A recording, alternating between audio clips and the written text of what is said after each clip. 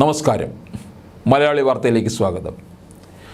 150ഓളം വിദ്യാർത്ഥികളുടെയും അധ്യാപകരുടെയും സാന്നിധ്യത്തിൽ കേരളത്തിലെ കമ്മ്യൂണിസ്റ്റ് ഭീകരർ, അങ്ങനെ തന്നെ പറയേണ്ടി വരും, തുടർച്ചയായി 3 ദിവസം വിചാരണ നടത്തി പീഡിപ്പിച്ച് കൊലപ്പെടുത്തിയ സിദ്ധാർത്ഥ് എന്ന വിദ്യാർത്ഥി കടന്നുപോയ അതിക്രൂരമായ പീഡന പരമ്പരകൾ ഓർക്കാൻ കൂടി വയ്യാത്തതായി തീർന്നിരിക്കുന്നു.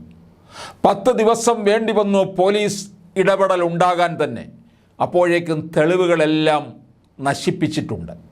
ഇതെല്ലാം കണ്ടും കേട്ടും നിന്ന് നട്ടല്ലില്ലാത്ത സഹപാഠികളെക്കാളും ആക്രമണം നടത്തിയ കമ്മ്യൂണിസ്റ്റ് ഭീകരരെക്കാളും ക്രിമിനലുകൾ അവിടുത്തെ അധ്യാപകർ എന്ന് പറഞ്ഞു നടക്കുന്ന ചെറ്റകളാണ്. പാർട്ടി കോട്ടയിൽ പിൻവാതിൽ കൂടി നിയമനം നേടിയ പാർട്ടി അടിമകളാണെങ്കിൽ പിന്നെ പറഞ്ഞിട്ട് കാര്യമില്ല. എല്ലാറ്റിനും ഉപരി കേരള സമൂഹം ലജ്ജിക്കേണ്ടത് ഇവിടുത്തെ പ്രതിപക്ഷ പാർട്ടികളെക്കുറിച്ചാണ്. ഇത്രയും നശിച്ച ഒരു ഭരണമുണ്ടായിട്ടും കമ്മ്യൂണിസ്റ്റ് ഭീകരവാദികൾ അഴിഞ്ഞാടിയിട്ടും അതിനെതിരെ ശക്തമായി പ്രതിഷേധിക്കാനോ പ്രതിരോധിക്കാനോ പ്രതിപക്ഷ പാർട്ടികൾക്ക്, പ്രത്യേകിച്ച് ഈ കോൺഗ്രസ് പാർട്ടിയിലെ ഉണ്ണാക്കന്മാർക്ക് കഴിഞ്ഞിട്ടില്ല.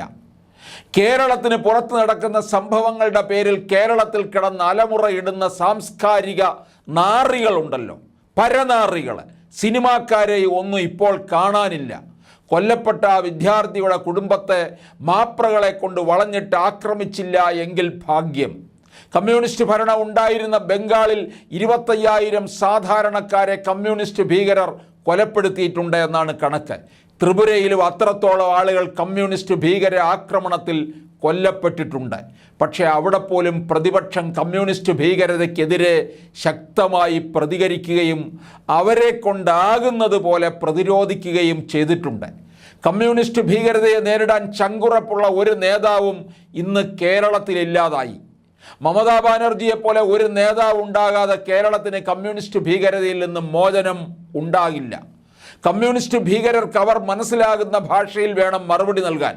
പോപ്പുലർ ഫ്രണ്ട് നിരോധിച്ചതുപോലെ കമ്മ്യൂണിസ്റ്റ് ഭീകരതയെയും ഇന്ത്യയിൽ നിരോധിക്കേണ്ട ഒരു അവസരത്തിലേക്കാണ് കാര്യങ്ങൾ പോകുന്നത്. കേരളത്തിലെ കോളേജുകളിൽ വിദ്യാർത്ഥികൾക്ക് പഠിക്കാൻ പോലും കഴിയാത്ത സാഹചര്യം. വേലയും കൂലിയുമില്ലാത്ത നേതാക്കന്മാരുടെ മക്കളൊക്കെ വിദേശത്ത് കോടികൾ മുടക്കി പഠിക്കുന്നു. കോളേജുകളിൽ അധ്യാപകരായി കയറുന്നതിൽ നല്ലൊരു പങ്കും യോഗ്യതയില്ലാത്ത കമ്മ്യൂണിസ്റ്റ് നേതാക്കന്മാരുടെ ഭാര്യമാരും. SFI എന്ന ഈ കമ്മ്യൂണിസ്റ്റ് തീവ്രവാദ സംഘടനയെ നിരോധിക്കാതെ കേരളത്തിലെ വിദ്യാഭ്യാസ സ്ഥാപനങ്ങൾ രക്ഷപ്പെടാൻ പോകുന്നില്ല.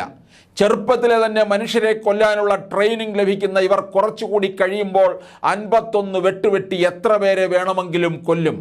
കേരളത്തിലെ കലാലയങ്ങളിൽ പഠിക്കാനുള്ള ഇടം അല്ലാതായി കഴിഞ്ഞിട്ട് നാളുകളേറെയായി.